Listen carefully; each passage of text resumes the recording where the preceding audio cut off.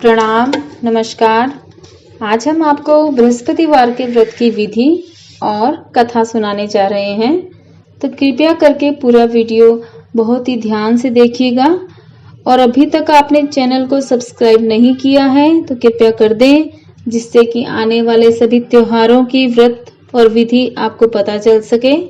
तो शुरू करते हैं बृहस्पतिवार के व्रत की विधि। इस दिन बृहस्पतिश्वर महादेव जी की पूजा होती है और दिन में एक समय ही भोजन करना होता है और पीले वस्त्र धारण करने होते हैं। पीले पुष्पों को धारण करना होता है। भोजन भी पीला ही होता है। चने की दाल का भोजन करना चाहिए, नमक नहीं खाना चाहिए। पीले रंग का फूल, चने की दाल, पीले कपड़े तथा पीले चंदन से पूजा करनी चाहिए और पूजन के पश्चात कथा सुननी चाहिए।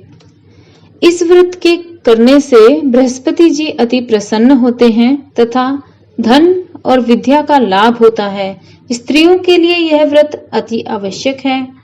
इस व्रत में केले का पूजन होता है। तो शुरू करते हैं व्रत की कथा को।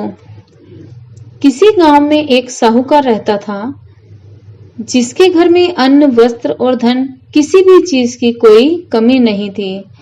लेकिन उसकी स्त्री बहुत ही कृपण थी।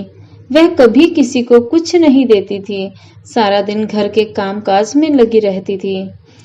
एक समय एक साधु महात्मा बृहस्पतिवार के दिन उसके द्वार पर आए और भिक्षा की याचना की। वह स्त्री उस समय घर के आंगन को लीप रही थी। इस कारण साधु जी से कहने लगी, हे महाराज, इस समय तो मैं घर को लीप रही हूँ, आपको कुछ नहीं दे सकती।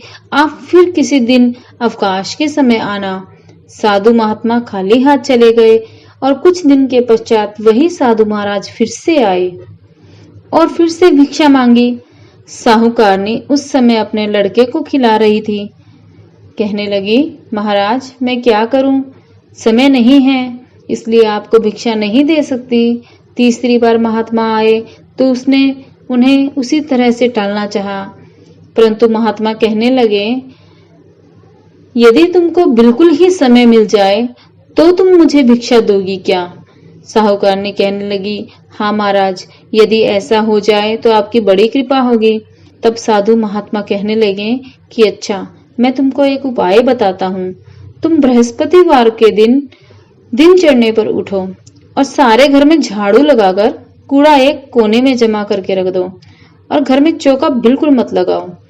और स्नान करके अपने घर वालों से कह दो कि सब लोग आज ही हजामत बनवाएं और रसोई बनाकर चूल्हे के पीछे रख दो, सामने मत रखो। और सायंकाल को अंधेरा होने के बाद दीपक जलाओ।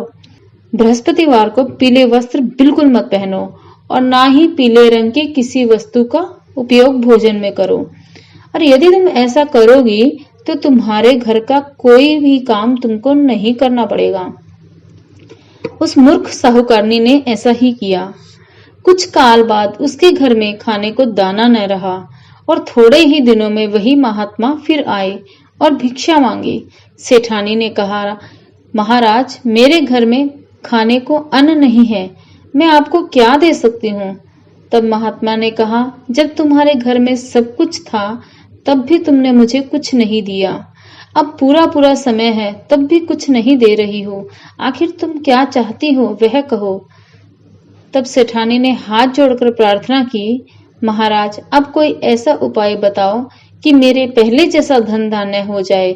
अब मैं प्रतिज्ञा करती हूँ कि अवश्य जैसा आप कहेंगे वैसा ही करूंगी। तब महात्मा जी ने कहा, बृहस्पतिवार को प्रातःकाल उठकर स्नानादि से निवृत्त होकर घर को गौ के गोबर से लीपो तथा घर के पुरुष हजामत ना बनवाएं। भूखों को अन्न जल देती रहा करो। थोड़ा बहुत दान पुण्य किया करो। ठीक सायंकाल दीपक जलाओ। यदि ऐसा करोगी तो तुम्हारी सब मनोकामनाएं भगवान बृहस्पति जी की कृपा से पूर्ण होंगी।